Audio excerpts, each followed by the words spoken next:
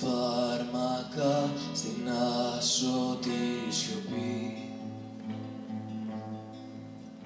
Πενθούσες με τους έρωτες, γυμνός και μεθυσμένος, γιατί με τους αθάνατους είχες λογαριασμούς.